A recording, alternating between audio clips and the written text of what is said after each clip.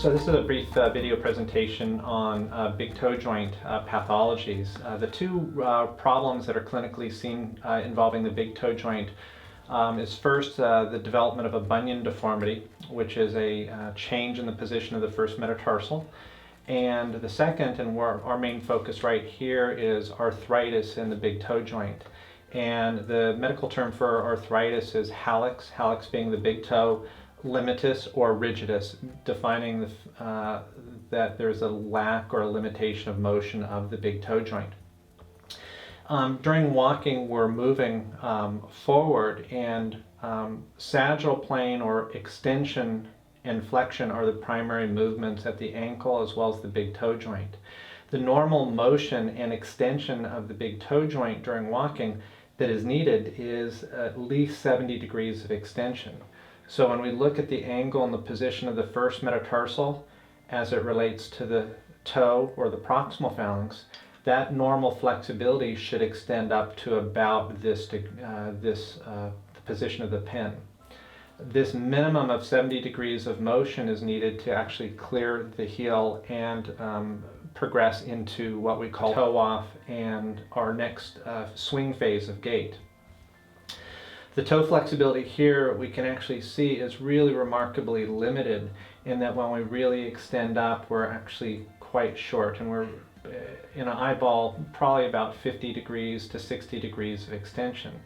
So every time this patient is walking heel to toe and lifting the heel off the ground, this joint is actually jamming. And what we'll see over a repetitive period of time is that the cartilage, which is very smooth in the joint, which allows very efficient range of motion, will actually wear away. And as the cartilage wears away, pain is an experience that patients have.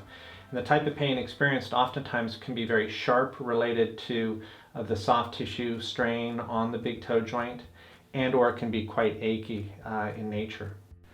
This is a really rough drawing of the first metatarsal, the proximal phalanx, and this bone underneath is called the sesamoid bones. And there are actually two small bones underneath your big toe joint called the sesamoids. And these sesamoids have small muscular attachments that attach to the base of the toe. And the joint itself has a soft tissue envelope or a joint capsule fully encompassing. Part of the symptoms associated with arthritis, as we spoke to, are deep achy quality joint pain as well as sharp radiating pain. With the development of arthritis, not only is there narrowing of the joint cartilage, but we'll also see bone spurring that occurs. And the bone spurring generally is going to be on the top portion of the joint. Oftentimes patients will come in with Hallux Rigidus having been told that they actually have gouty arthritis. Gouty arthritis is what we consider a monoarticular inflammatory arthritis, meaning it really causes redness and swelling to the joint. And that's a critical component in terms of differentiating Hallux Rigidus from gout, in that gout is a hot, red, swollen, exquisitely painful joint, where Hallux Rigidus is just really more of an ongoing, persistent pain, and very importantly, a limitation of motion. When we talk about self-diagnosis for many of these problems, Hallux Rigidus is a really easy problem to self-diagnose, because if you have a normal need and a normal extension up to approximately at minimum of 70 up to 90 degrees, that's normal extension flexibility. So if you grab your toe and move it up and it's locking and limited or less than that motion, then you really have Hallux Rigidus or limitus. On x-ray, what we're noticing is joint space narrowing as well as bone spur formation in Hallux Rigidus. Here you notice a second metatarsal joint that's normal in appearance. Hallux Rigidus is a structural limitation of motion that decreases the joint's ability to extend during walking. Normal walking shows heel contact, midstance, and then midstance leads to propulsion. It's abnormal foot pronation as we lead to propulsion that creates a jamming force on that joint, leading to arthritis. When we talk about the reasons why people develop Hallux Rigidus, we really talk about overpronation of the foot. And Pronation is a normal foot motion, but pronation in excess actually increases the amount of stress on the big toe joint during the propulsive phase, when we're actually lifting the heel off the ground during walking. And to evaluate whether or not someone has pronation, we're actually generally finding a line right down the very front portion of the shin bone. And if we continue that line down the shin bone, that line, if we continued it out, would actually come out toward the inside portion of the foot and the ankle.